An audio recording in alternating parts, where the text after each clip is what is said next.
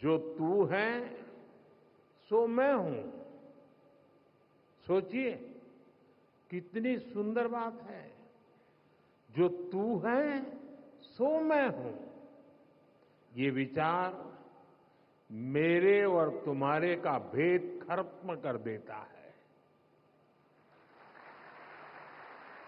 और विचार सब मान ले तो सारे झगड़े ही खत्म हो जाए। साथियों, अभी कुछ देर पहले मेरी छठे पातशाही स्वामी श्री विचारपूर्ण आनंद जी महाराज से चर्चा हो रही थी।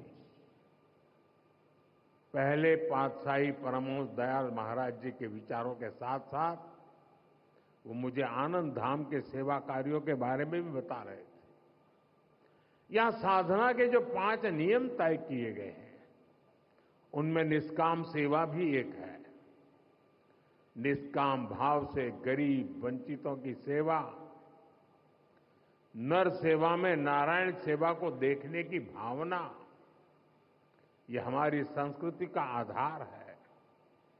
मुझे बहुत खुशी है कि सेवा की इसी संस्कृति को आनंदपुर ट्रस्ट पूरे मनोयोग से आगे बढ़ा रहा है। ट्रस्ट द्वारा संचालित अस्पताल में हजारों मरीजों का इलाज होता है। इलाज के लिए मुफ्त शिविर लगाए जाते हैं। गौ सेवा के लिए एक आधुनिक गौशाला भी चलाई जाती है। नई पीढ़ी के निर्माण के लिए ट्रस्ट की ओर से कई स्कूल भी चलाए जा रहे हैं। और इतना ही नहीं, आनंदपुर धाम पर्यावरण संरक्षण के जरिए पूरी मानवता की बड़ी सेवा कर रहा है।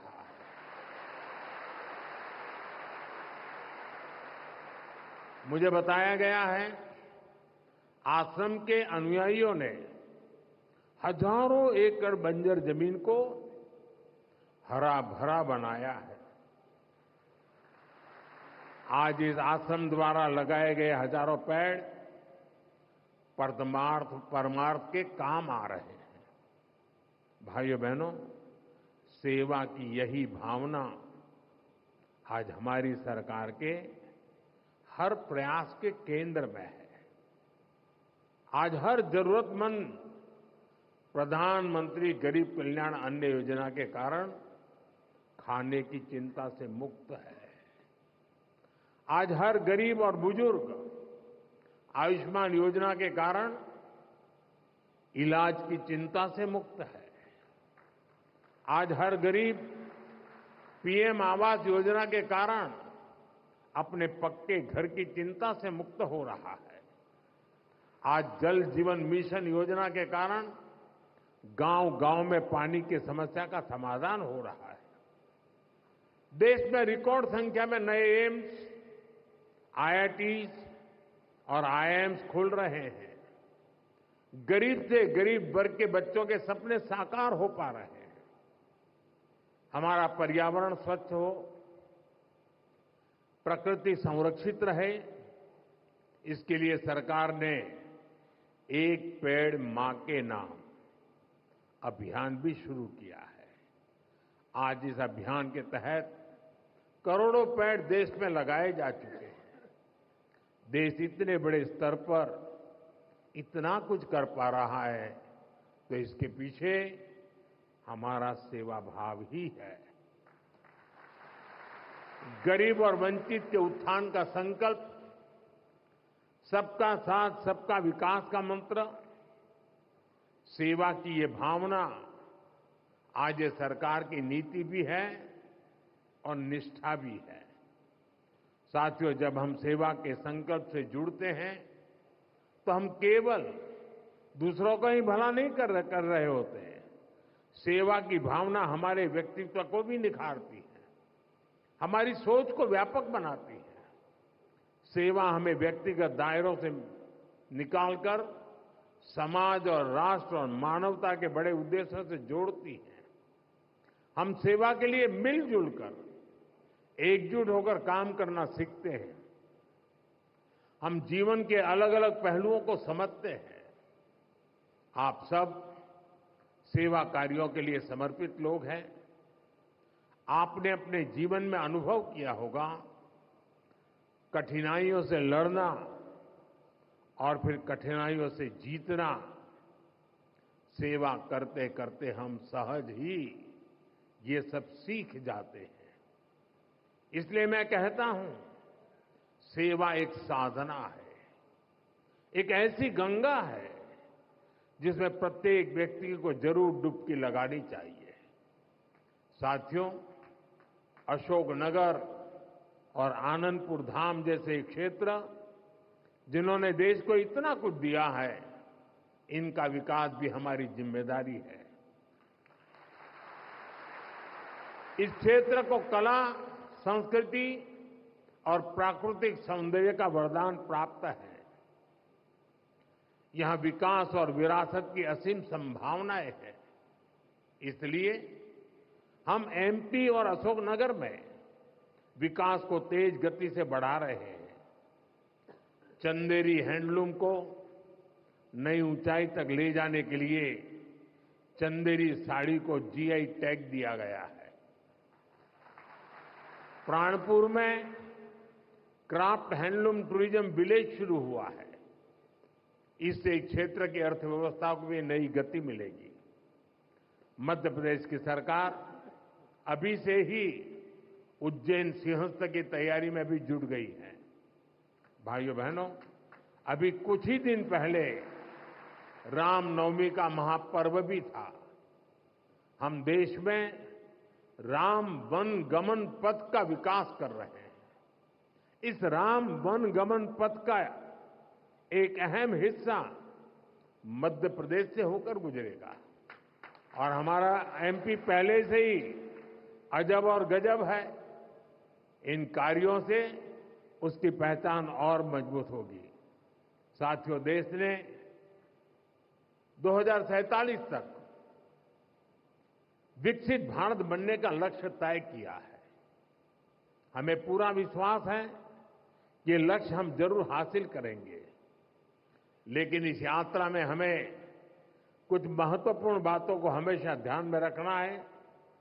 हम देखते हैं, दुनिया के कई देश विकास यात्रा में अपनी संस्कृति से कट गए। उन्होंने अपनी परंपराएं भुला दी। भारत में हमें अपनी पुरातन संस्कृति को संरक्षित करके रखना है। हमें ध्यान रखना है, भारत जैसे देश में हमारी संस्कृति केवल हमारी पहचान से ही नहीं जुड़ी है। हमारी संस्कृति ही हमारे सामर्थ्य को मजबूती देती है। मुझे खुशी है कि आनंदपुर धाम ट्रस्ट इस दिशा में अनेक कार्य करता आ रहा है। मुझे विश्वास है, आनंदपुर धाम की सेवा कार्य विकसित भारत के संकल्प को नई ऊर्जा से आगे बढ़ाएंगे।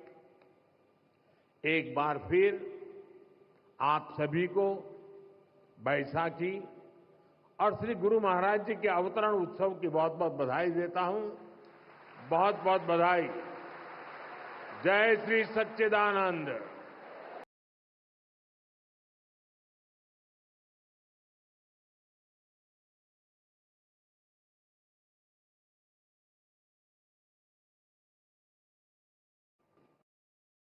परमार्थ एक परंपरा बन चुका हो, जहां सेवा के संकल्प मानवता के कल्याण का पथ प्रशस्त करते हो, वो धरती साधारण नहीं है।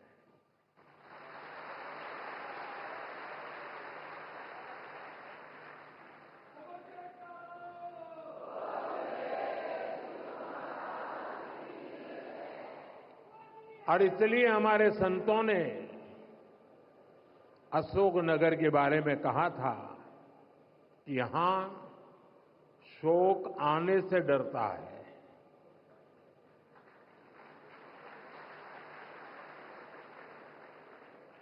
मुझे खुशी है कि आज यहां बैसाखी और श्री गुरु महाराज जी के अवतरण दिवस के उत्सव में मुझे शामिल होने का सौभाग्य मिला है।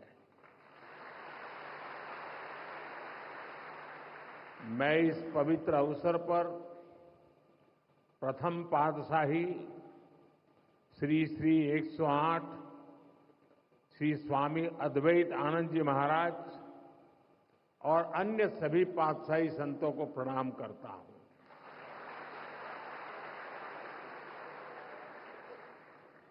मुझे जानकारी मिली है कि आज ही के दिन 1936 में श्री द्वितीय पातशाह जी को महासमाधि दी गई थी।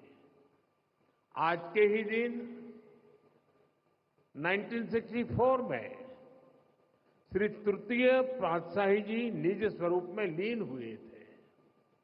मैं इन दोनों सद्गुरु महाराज जी के प्रति श्रद्धा सुमन अर्पित करता हूं।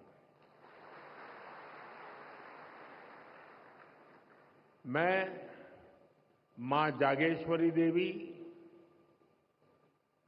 मां बीजासन, मां जानकी करीला माता धाम को भी प्रणाम करता हूं और आप सभी को बैसाखी और श्री गुरु महाराज जी के अवतरण उत्सव की बधाई देता हूं।